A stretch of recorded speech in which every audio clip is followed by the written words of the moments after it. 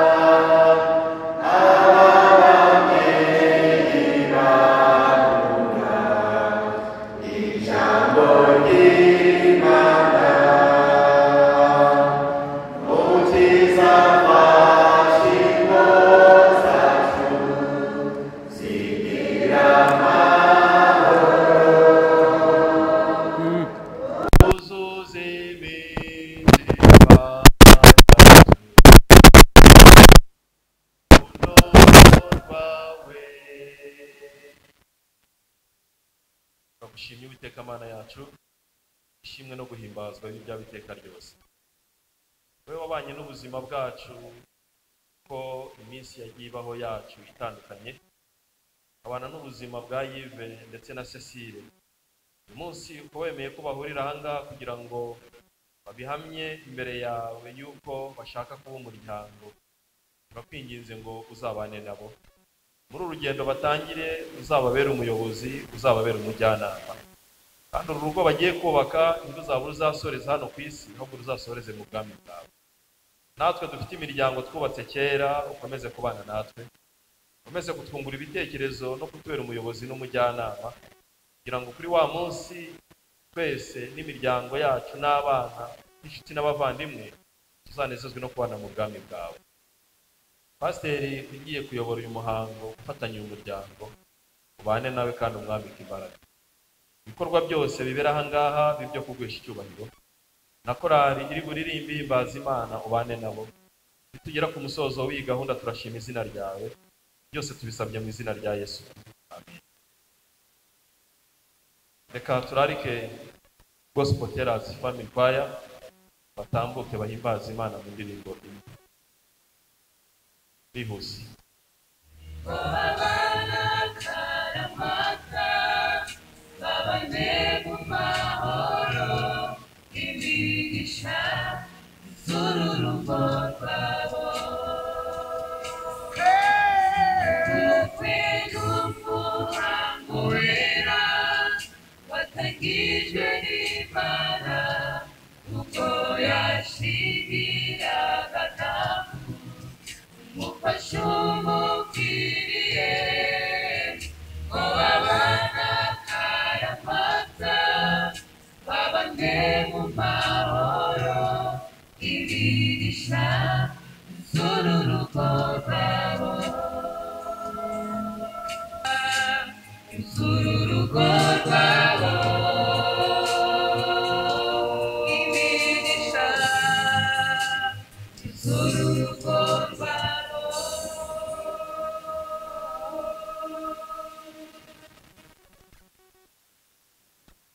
Ubwo abavandimwe bagiye kubakwa n'ubwenge, ariko ubwenge tudashobora kuragwa n'ababyeyi, inshuti n'abavandimwe, kubakwa gusa no kwemera guca bugufi, tukumva inama z'Imana, tukubaka urugo rwacu. Ntabwo ndisubiraho ndasoma isomo riboneka mu rwandiko Pawulo yandikiye Abefeso mu gice cya 5, ndasoma umurongo wa 22, nsome n'umurongo wa 25. Hari amagambo agira ati mu gice cya 5 rwandiko Pawulo yandikiye Abefeso mu gice cya 5 umurongo wa 22, bagore mugandukira abagabo banyu nk'uko mugandukira umwami wacu. Bibiliya yari izi neza yuko iyi ngingo bashiki bacu bayigira itegeko, itangaho inama.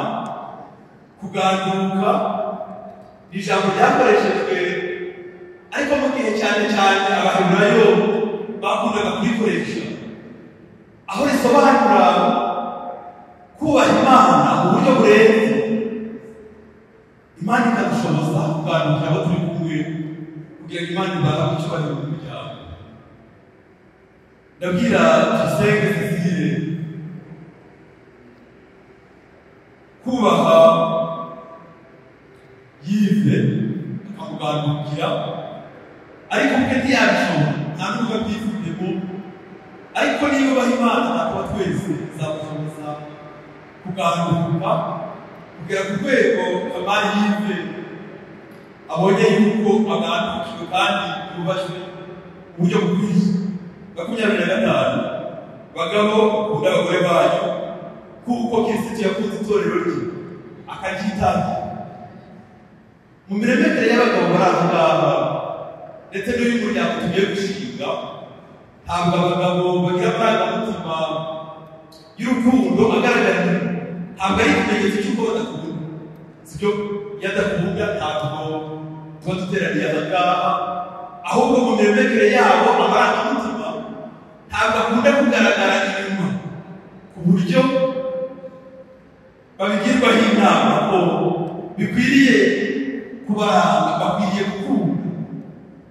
Ndabwira Kamari yive yuko ufite inshingano yo gukunda Tuyisenge Cecile nk'ikimenyetso cy'uko akurikiye abandi bose muri ubu buzima, muhujwe n'urukundo, ariko ababyeyi bawe n'abavukanyi bawe nabo bavandimwe muhujwe n'amaraso.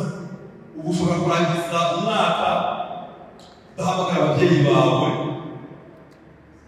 kikibigoranye cyageze n'ujya kubikureka, ariko kumukure ntibyashoboka, sibyo?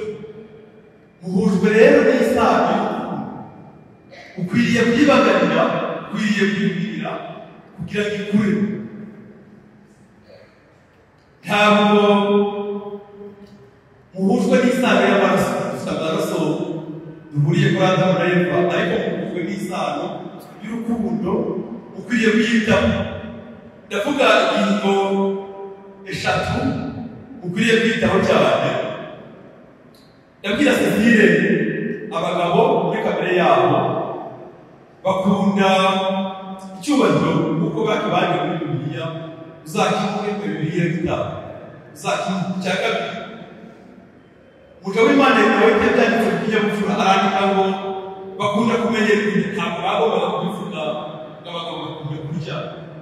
Umugabo washatse ntabwo wagushatse, ntabwo wavuga bakunda kurya. Imvugo nakwita idafite ikinyabupfura, ariko bakunda kumenyerwa inda, bakunda kumenyerwa inda. Nagize umwanya wo kuvugana nawe bihagije, ariko iyo ngingo narayikubwiye. Bakunda kumenyerwa inda, ntukemere ko ava mu rugo utamumenyeye. Nta mwana yo mu ijuru, Imana ishobora byose. Hirya y'ibyo mubwiwe uzaba abakristo, uzabe abakristo bubaha Imana, uzagira urugo rwiza, urugo rwanyu uzajya gusenga, mujye murarika Imana, uza kuba mu rugo rwanyu, mu gicaniro cy'umuryango nimugoroba no mu gitondo, mujye murarika abamarayika, uza kubana namwe.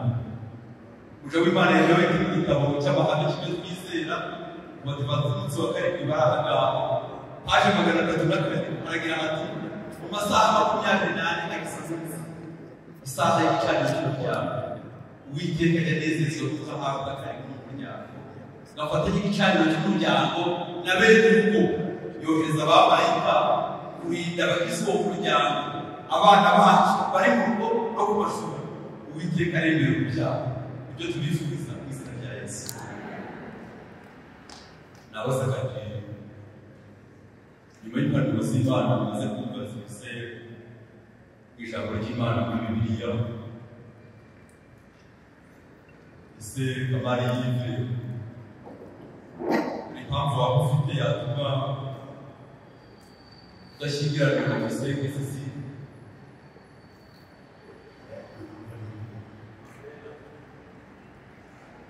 Nari niteze ko muvuga Amen, ariko ushobora kuba mutarabatse umunsi wa karindwi, ariko niba hari abari uvuge Amen. Murantangaje rwose.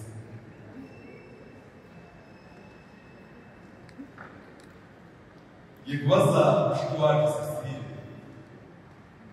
nawe navuga ibikwiye gutuma umuntu avuga Amen uyivuge, sibyo?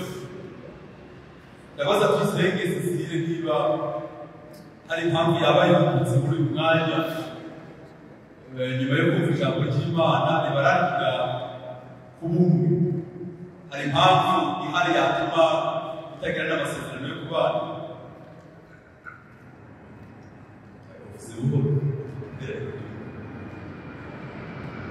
Aravuze ko nta ihari.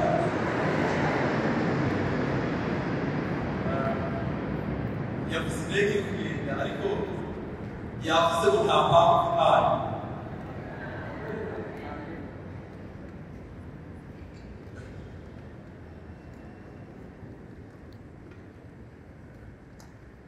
yibajije niba kuko urabize bishoboka ko utarabizera mu batima umusozo wa karindwi. Iyo ikintu kibaye cyiza ukaba wifuza ko cyakomeza uravuga ngo amen. Mwakoze kwitanga Imana ibahe. Ndabaza ababyeyi niba hari impamvu ariko se bicaye ababyeyi ku mpande zose muhaguruke.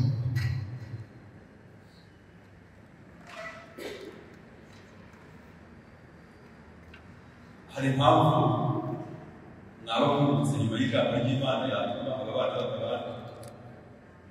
Ntayo. Murakoze. Imana yakumvishe. Ntabwo nibo baziteraniro gusa hari impamvu izabura iteka ryose. Nyuma y'uko rero nta mpamvu ituma batagira n'amasezerano, bagiye kuduha amasezerano. Tugiye kumva turahera muri Yive.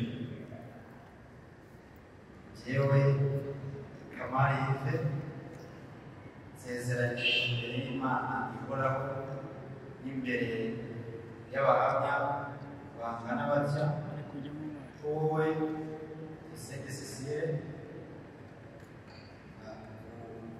uhereye uyu munsi ujyanye ngo ube umugore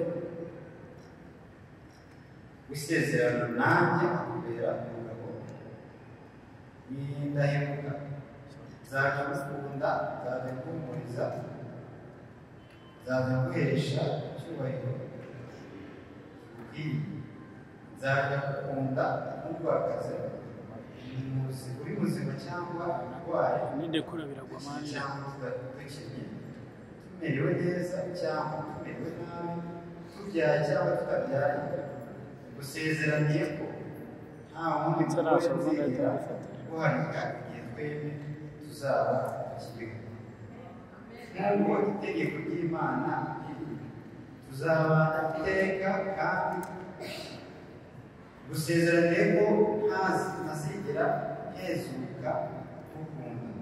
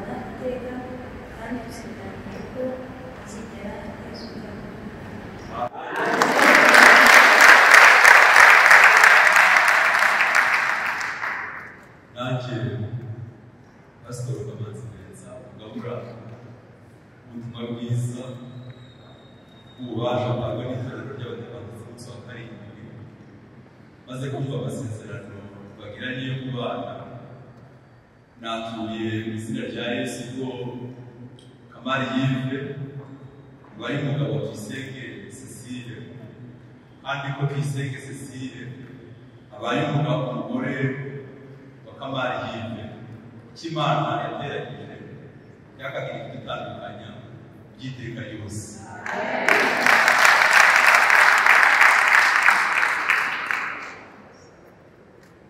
Data wa twese dukunda mu ijuru, Imana ishobora byose, niwe ko waremye umuryango ndetse niwe ko wahaye umuryango kororoka, niwe ko wabyaye umuryango mu ngobyi ya Edeni, ndetse niwe wahaye Kamari Yive kumenyana na Tuyisenge Cecile, ubaha amahirwe n'umugisha wo kugira ngo bamenyane kandi bashimane imico, bakaba bageze ku rwego rwo kwifuza kubana, bakaba bagiranye amasezerano yo kubana bitari by'agateganyo. wabikoze mushimwe. Tugiye guhangara kubasabira umugisha mu izina ryawe, tuvugishije akanwa kacu, tuvunjire Mwuka Wera Muziranenge wadusigiye yungurura ibyo tuvuze, nibigera imbere yawe ukabumva neza, duhimbaze izina ryawe. Tubasabira umugisha tubazerekezaho amaboko cyose, tubaha guhirwa, nibahinga uzabaha umugisha wo ku butaka, ndavuga ikintu kivuye mu ijuru ry'imvura, niborora bari kubyaza, uzabaha umugisha urubyaro, umwana uvuga ku Uwiteka, impano inezeza, uzabaha aho kuba no gutegereza muri ubu buzima, uzabahe kugira abaturage beza, uzabahe kugira ngo babe abakristo bakuru ibyanditswe byawe byera, uzajya ubagenderera ubahe ibyo kurya no kwambara, ubahe ibyo kuzimanira abashyitsi, kandi igihe cyose bazaba batunguwe mu buryo ubwo aribwo bwose, jya ubabera Imana, jya ubana nabo ubugingo bwinshi. Muri iri teraniro yaje kwizihiza uyu munsi w'aba bana, twese tujye kuba abageni tubere umugwi mu izina rya Yesu. Uwiteka baha umugisha barinde, Uwiteka babikishirize mu maso he, Uwiteka abarebe neza baha amahoro, Uwiteka ababere byose mu izina rya Yesu.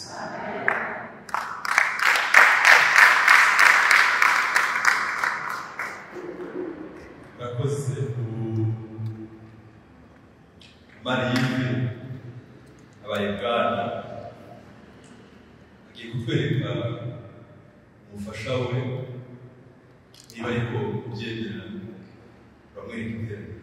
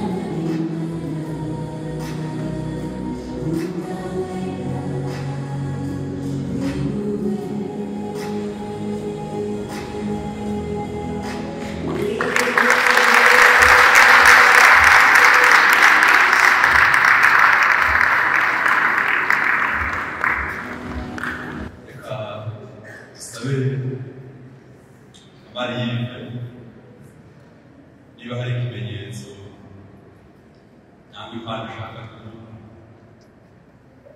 abikore.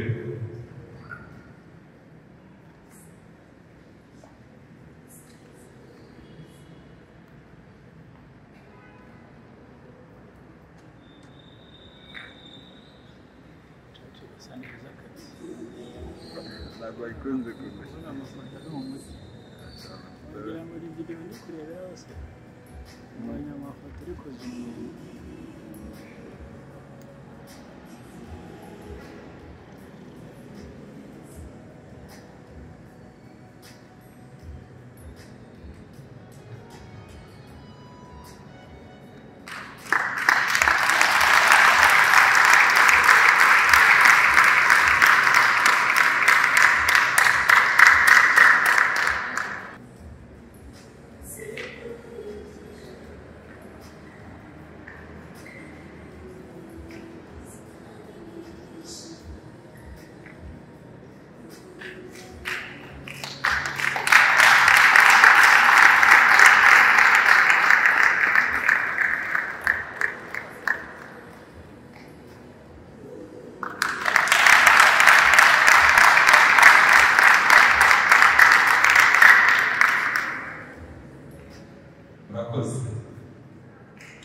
tugiye kwerekeza hariya baracana ikimenyetso cy'urumuri rwabo rutazima kandi ikimenyetso cy'ubusobanuro bw'ubugiye kwerekeza.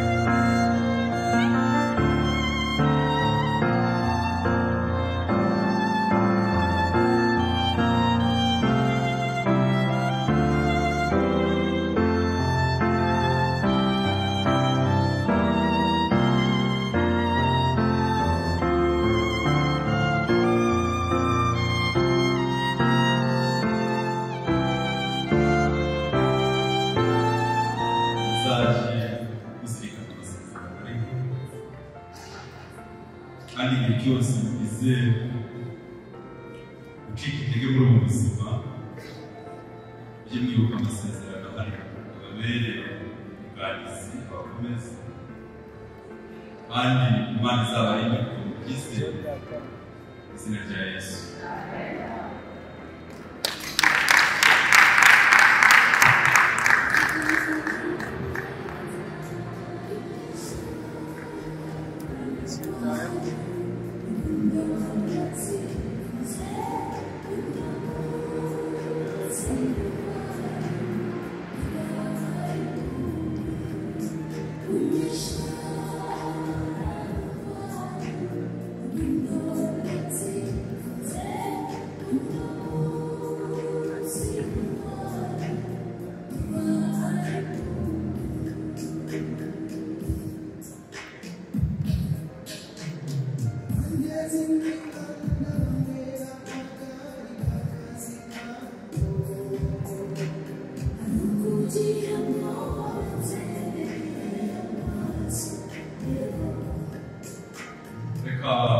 Imiryango yubatse yakiriye kugira ngo gusa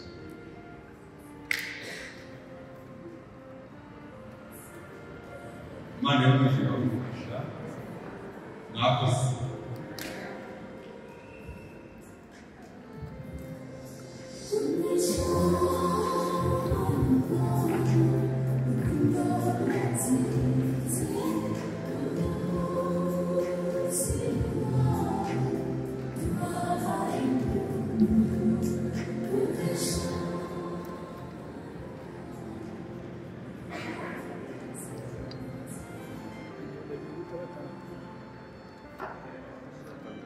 bangahe wafasha gushinga pasiteri Imana umugisha reka nsabe Ive